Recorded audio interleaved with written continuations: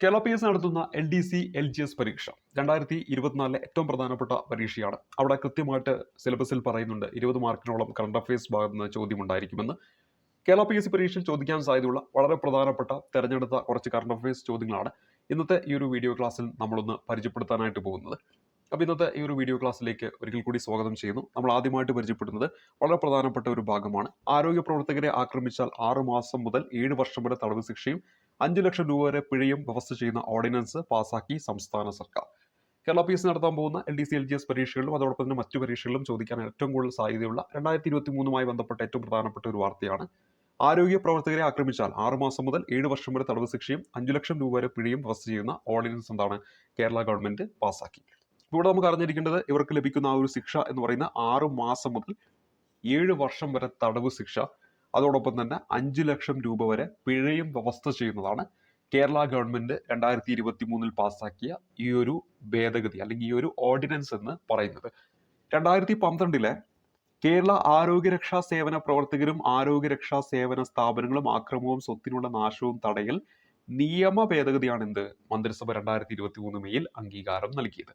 അപ്പൊ 2012 ഈ ഒരു നിയമത്തിൽ ഒരു ഭേദഗതി വരുത്തുകയാണ് 2023 മെയ് മാസത്തിൽ ചെയ്തിരിക്കുന്നത്. അപ്പൊ 2012 കേരള ആരോഗ്യരക്ഷാ സേവന പ്രവർത്തകരും ആരോഗ്യരക്ഷാ സേവന സ്ഥാപനങ്ങളും ആക്രമണവും സ്വത്തിനുള്ള നാശവും തടയൽ നിയമ ഭേദഗതിയാണ് മന്ത്രിസഭ 2023 എന്താണ് ഓർഡിനൻസിലൂടെ അംഗീകാരം നൽകിയത്. പാരാമെഡിക്കൽ ജീവനക്കാർ ഉൾപ്പെടെ എല്ലാ ആരോഗ്യ പ്രവർത്തകർക്കും സംരക്ഷണം ഉറപ്പാക്കുന്നതാണ് ഭേദഗതി. അപ്പോൾ പാരാമെഡിക്കൽ ജീവനക്കാർ ഉൾപ്പെടെ എല്ലാ ആരോഗ്യ പ്രവർത്തകർക്കും എന്താണ് ഈ ഒരു ഭേദഗതിയിലൂടെ സംരക്ഷണം ഉറപ്പ് നൽകുന്നുണ്ട്. കൊല്ലം ജില്ലയിലെ കൊട്ടാരക്കര താലൂക്ക് ആശുപത്രിയിൽ നടന്ന ഡോക്ടർ വന്ദനാദാസ് കൊലപാതകത്തിന്റെ പശ്ചാത്തലത്തിലാണ് അതിവേഗ നിയമനിർമ്മാണവുമായിട്ട് സർക്കാർ മുന്നോട്ടിറങ്ങിയെന്ന് കാര്യം ഓർക്കുക. ഒപ്പം ഈ ഒരു നിയമത്തിന് കീഴിൽ പരീക്ഷ ലഭിക്കുന്നവർ ആരാണെന്ന് കൃത്യമായിട്ട് ഇവിടെ ലിസ്റ്റ് ഇട്ട് പറയുന്നുണ്ട്. അതിൽ ഒന്നാമതായിട്ട് നമ്മളിവിടെ പറയുന്നത് ആരോഗ്യ സ്ഥാപനങ്ങളിൽ ജോലി ചെയ്യുന്ന രജിസ്റ്റർ ചെയ്ത താൽക്കാലിക രജിസ്ട്രേഷൻ ഉൾപ്പെടെ മെഡിക്കൽ പ്രാക്ടീഷണർമാർ എന്താണ് ഈ ഒരു പരിരക്ഷ ലഭിക്കുന്നു അല്ലെങ്കിൽ ഈ ഒരു നിയമത്തിന്റെ കീഴിൽ വരുന്നുണ്ട്. മറ്റൊന്ന് നേഴ്സുമാരാണ്. പിന്നെ മെഡിക്കൽ നഴ്സിംഗ് വിദ്യാർത്ഥികൾ, പാരാമെഡിക്കൽ ജീവനക്കാർ, പാരാമെഡിക്കൽ വിദ്യാർത്ഥികൾ, സെക്യൂരിറ്റി ഗാർഡുമാര്, മാനേജേരിയൽ ജീവനക്കാര്, ആംബുലൻസ് ഡ്രൈവർമാര്, ഹെൽപ്പർമാര്, സർക്കാർ ഔദ്യോഗിക ഗസറ്റിൽ വിജ്ഞാപനം ചെയ്യുന്ന ആരോഗ്യ പ്രവർത്തകർ. അപ്പൊ ഇത്രയാണ് ഇവിടെ ഈ ഒരു നിയമപ്രകാരം പരിരക്ഷ ലഭിക്കുന്നവരായിട്ട് പറയുന്നത്. അതിലൊന്ന് ആരോഗ്യ സ്ഥാപനങ്ങളിൽ ജോലി ചെയ്യുന്ന രജിസ്റ്റർ ചെയ്ത താൽക്കാലിക രജിസ്ട്രേഷൻ ഉൾപ്പെടെ മെഡിക്കൽ പ്രാക്ടീഷണർമാർ. രണ്ടാമത് നമ്മൾ പറഞ്ഞത് നേഴ്സുമാര്. മൂന്നാമത് പറഞ്ഞത് മെഡിക്കൽ നഴ്സിംഗ് വിദ്യാർത്ഥികൾ.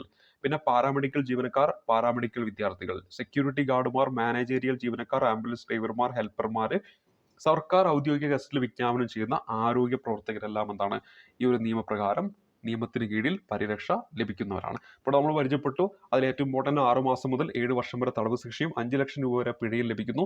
മറ്റൊന്ന് 2012 കേരള ആരോഗ്യ രക്ഷാ സേവന പ്രവർത്തകരും ആരോഗ്യ രക്ഷാ സേവന സ്ഥാപനങ്ങളും ആക്രമണവും സ്വത്തിനും നാശവും തടയൽ നിയമ ഭേദഗതിയാണ് മന്ത്രിസഭ 2023 മെയ് മാസത്തിൽ അംഗീകാരം നൽകിയത്.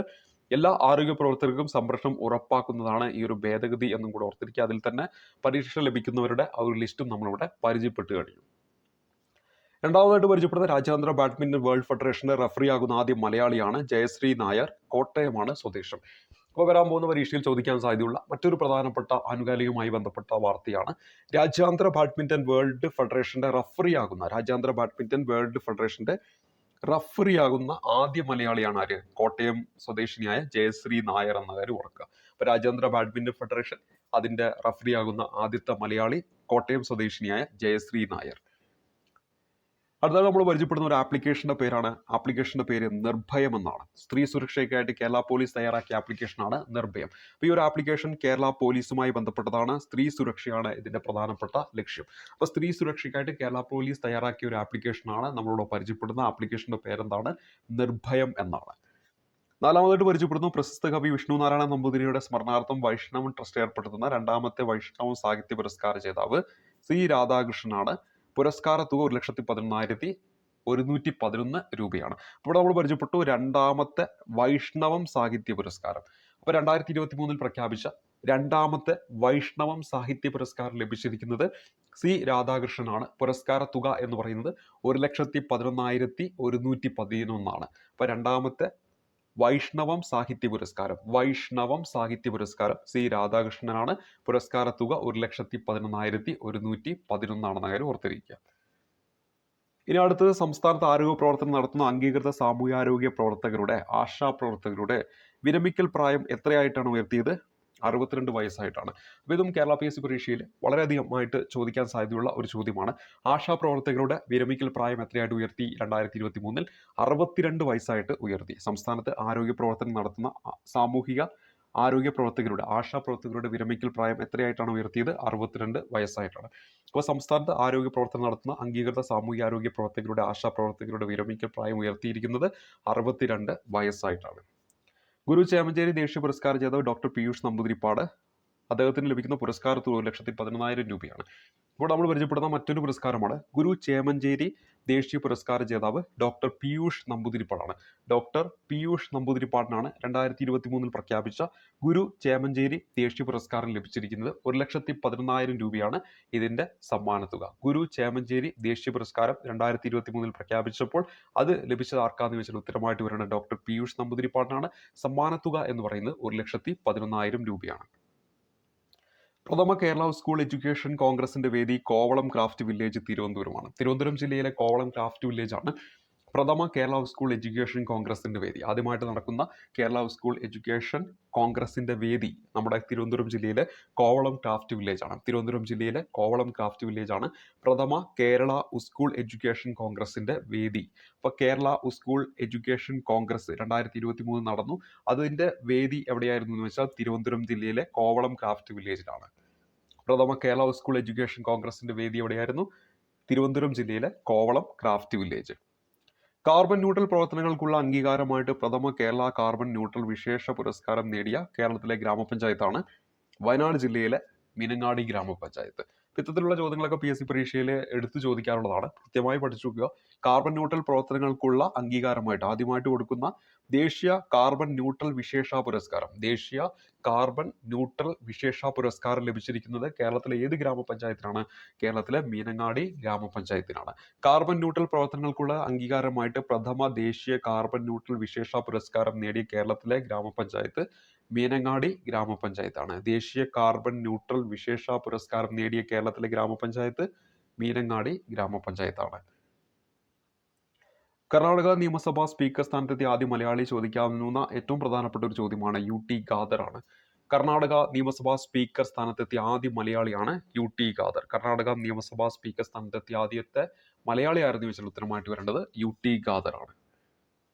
ജപ്പാനിലെ നിവാനോ ഫൗണ്ടേഷൻ ഏർപ്പെടുത്തിയ നിവാനോ പീസ് ഫൗണ്ടേഷൻ പുരസ്കാരത്തിന് അർഹനായ മലയാളിയാണ് രാജഗോപാൽ PV. ഏകതാ പരിഷത്ത് സ്ഥാപകനും ഗാന്ധിയനുമാണ് രാജഗോപാൽ PV. ജപ്പാനിലെ നോബൽ എന്നറിയപ്പെടുന്ന പുരസ്കാരമാണ് നമ്മുടെ പരിചയപ്പെട്ട ജപ്പാനിലെ നിവാനോ ഫൗണ്ടേഷൻ ഏർപ്പെടുത്തിയ നിവാനോ പീസ് ഫൗണ്ടേഷൻ പുരസ്കാരം. ഇവിടെ നമ്മൾ പരിചയപ്പെടുന്നു ജപ്പാനിലെ നിവാനോ ഫൗണ്ടേഷൻ അവർ ഏർപ്പെടുത്തിയ നിവാനോ പീസ് ഫൗണ്ടേഷൻ പുരസ്കാരം. അത് ലഭിച്ചു 2023 ഒരു മലയാളിക്ക്. ആ മലയാളിയുടെ പേരാണ് രാജഗോപാൽ PV. ഏകതാ പരിഷത്ത് സ്ഥാപകനും ഗാന്ധിയനുമാണ് രാജഗോപാൽ PV. നമ്മളിവിടെ പരിചയപ്പെട്ടിരിക്കുന്ന നിവാനോ പീസ് പ്രൈസ് എന്ന് പറയുന്നത് ജപ്പാന്റെ നോബൽ എന്നറിയപ്പെടുന്ന പുരസ്കാരമാണ്. അപ്പോൾ ജപ്പാന്റെ നോബൽ എന്നറിയപ്പെടുന്ന നിവാനോ പീസ് പ്രൈസ് 2023 പ്രഖ്യാപിച്ചപ്പോൾ അത് ഒരു മലയാളിക്ക് ലഭിച്ചു. ആ മലയാളിയുടെ പേര് രാജഗോപാൽ PV എന്നാണ്.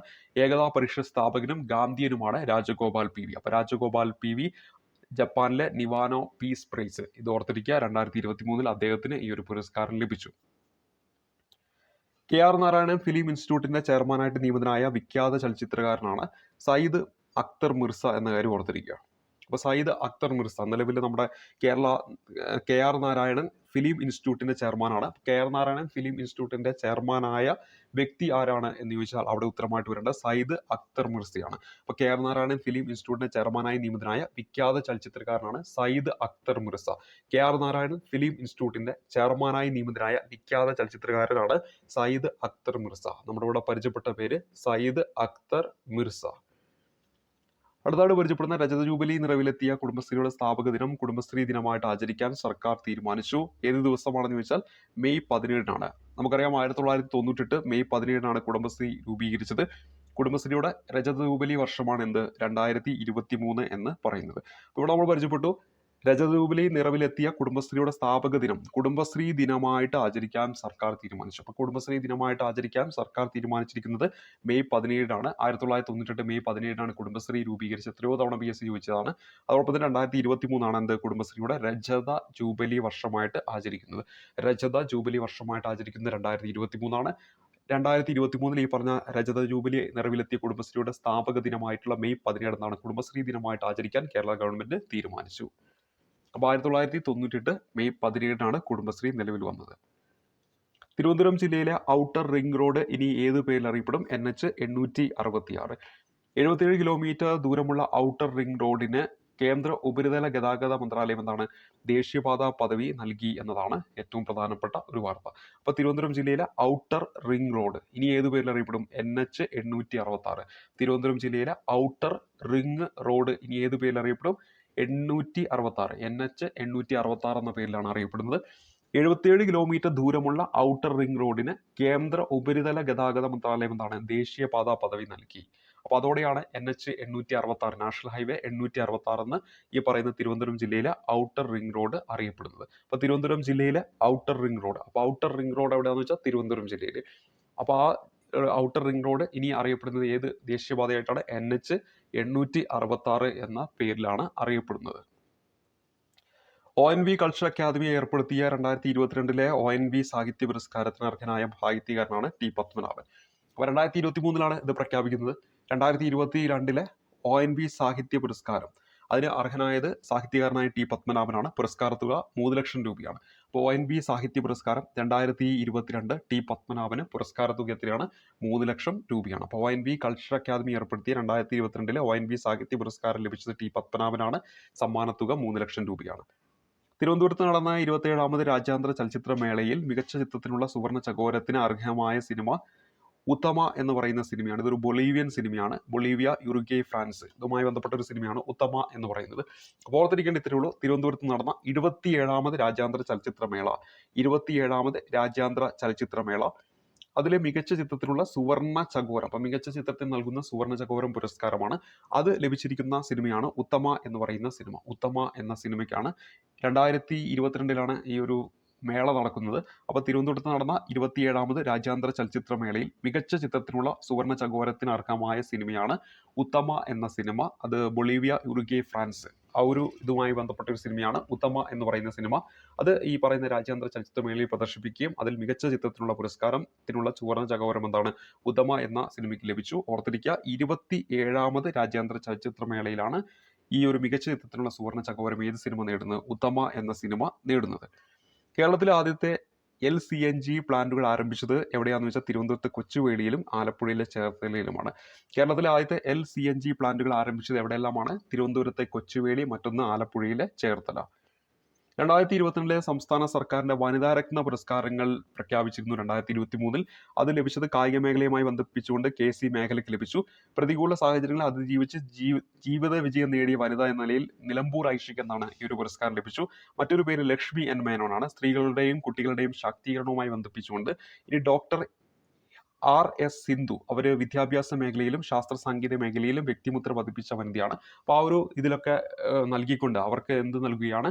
ഈ പറയുന്ന വനിതാരത്നം പുരസ്കാരം നൽകുകയാണ്. പരീക്ഷയിൽ ചോദിക്കാവുന്നതാണ്. 2023 പ്രഖ്യാപിച്ച 2022 വനിതാരത്നം പുരസ്കാരം ലഭിച്ചിരിക്കുന്ന പേരുകൾ ഒന്ന് KC ലേഖയാണ്, മറ്റൊന്ന് നിലമ്പൂർ ആയിഷയാണ്, മറ്റൊന്ന് ലക്ഷ്മി N. മേനോൻ, നാലാമതായിട്ട് RS സിന്ധു ആണ്. ഇവിടെ പരിചയപ്പെട്ടിരിക്കുന്ന 4 പേരുകൾ ഒന്ന് KC ലേഖ, രണ്ടാമത്തെ പേര് നിലമ്പൂർ ആയിഷ, മൂന്നാമത്തെ പേര് ലക്ഷ്മി N. മേനോൻ, നാലാമത്തെ പേര് ഡോക്ടർ RS സിന്ധു ആണ്. അപ്പോൾ KC ലേഖ കായിക മേഖലയുമായി ബന്ധപ്പെട്ട വ്യക്തിയാണ്. ഇനി നിലമ്പൂർ ആയിഷ പ്രതികൂല സാഹചര്യങ്ങളെ അതിജീവിച്ച് ജീവിത വിജയം നേടിയ വനിതയാണ്. അതേപോലെ തന്നെ ലക്ഷ്മി N. മേനോൻ സ്ത്രീകളുടെയും കുട്ടികളുടെയും ശാക്തീകരണവുമായി ബന്ധപ്പെട്ട് കിടക്കുന്നു. ഇനി ഡോക്ടർ RS സിന്ധു വിദ്യാഭ്യാസ മേഖലയിലും ശാസ്ത്ര സാങ്കേതിക മേഖലയിലും വ്യക്തിമുദ്ര പതിപ്പിച്ച വനിതയാണ്. അപ്പോൾ ഈ ഒരു മേഖലയിലൊക്കെ അവർ നൽകിയ സംഭാവനകളൊക്കെ പരിഗണിച്ചുകൊണ്ടാണ് 2022 സംസ്ഥാന സർക്കാരിന്റെ വനിതാരത്ന പുരസ്കാരങ്ങൾ ഈ 4 പേർക്ക് നൽകിയത്. KC Lekha, Nilambur Ayisha, Lakshmi N. Menon, doctor RS Sindhu എന്നീ പേരുകൾ ഓർത്തിരിക്കുക. ഇനി അടുത്തായിട്ട് നമ്മൾ പരിചയപ്പെടുത്തുന്ന കിടപ്പിലായ രോഗികളെയും മാനസിക ശാരീരിക വെല്ലുവിളി നേരിടുന്നവരെയും ഗുരുതര ആരോഗ്യമുള്ളവരെയും പരിചരിക്കുന്നവർക്ക് പ്രതിമാസ ധനസഹായം അനുവദിക്കുന്ന കേരള സർക്കാർ പദ്ധതി എത്രയോ തവണ PSC ചോദിച്ചു കഴിഞ്ഞു. ആശ്വാസ കിരണം എന്നാണ് പദ്ധതിയുടെ പേര്. അപ്പോൾ കിടപ്പിലായ രോഗികളെയും അതോടൊപ്പം തന്നെ മാനസിക ശാരീരിക വെല്ലുവിളി നേരിടുന്നവരെയും ഗുരുതര ആരോഗ്യമുള്ളവരെയും ഒക്കെ പരിചരിക്കുന്നതിന് പ്രതിമാസ ധനസഹായം നൽകുന്ന സർക്കാർ പദ്ധതിയാണ് എന്ത്? ആശ്വാസ കിരണം. കിടപ്പിലായ രോഗികളെയും മാനസിക ശാരീരിക വെല്ലുവിളി നേരിടുന്നവരെയും ഗുരുതര രോഗമുള്ളവരെയും പരിചരിക്കുന്നവർക്ക് പ്രതിമാസ ധനസഹായം നൽകുന്ന പദ്ധതിയാണ് എന്ത്? ആശ്വാസകിരണം പദ്ധതി. വൈക്കം സത്യാഗ്രഹത്തിന്റെ 100ാം വാർഷികം 2023 മാർച്ച് 30-നായിരുന്നു. 1924 മാർച്ച് 30-നാണ് ഇത് ആരംഭിക്കുന്നത്. തുടർന്ന് 1925 നവംബർ 23 വരെയാണ് വൈക്കം സത്യാഗ്രഹം നീണ്ടു നിന്നത്. അപ്പോൾ ഇവിടെ 1924 മാർച്ച് 30. അപ്പോൾ ഇവിടെ 2023 മാർച്ച് 30 വൈക്കം സത്യാഗ്രഹത്തിന്റെ 100ാം വാർഷിക ദിനം ആണ് 2023 മാർച്ച് 30. കേരളത്തിൽ പ്രളയം നിയന്ത്രിക്കാനും മഴവെള്ളം സംഭരിക്കാനും സംസ്ഥാന സർക്കാർ നടപ്പിലാക്കുന്ന പ്രകൃതിദത്ത പദ്ധതിയുടെ പേര് ഓർത്തിരിക്കുക, സ്പോഞ്ച് നഗരമാണ്. കേരളത്തിൽ പ്രളയം നിയന്ത്രിക്കാനും അതോടൊപ്പം തന്നെ മഴവെള്ളം സംഭരിക്കാനും സംസ്ഥാന സർക്കാർ നടപ്പിലാക്കുന്ന പ്രകൃതിദത്ത പദ്ധതിയുടെ പേരെന്താണ്? സ്പോഞ്ച് നഗരം എന്നാണ് പദ്ധതിയുടെ പേര്. അപ്പോൾ ഇവിടെ നമ്മൾ 20 പ്രധാനപ്പെട്ട കറണ്ട് അഫയേഴ്സുമായി ബന്ധപ്പെട്ട കാര്യങ്ങളാണ് നമ്മൾ പരിചയപ്പെട്ടത്. വരാൻ പോകുന്ന പരീക്ഷകളിൽ ചോദിക്കാൻ സാധ്യതയുള്ള പ്രധാനപ്പെട്ട തെരഞ്ഞെടുത്ത കാര്യങ്ങളാണ് പരിചയപ്പെടുത്തിക്കൊണ്ടിരിക്കുന്നത്.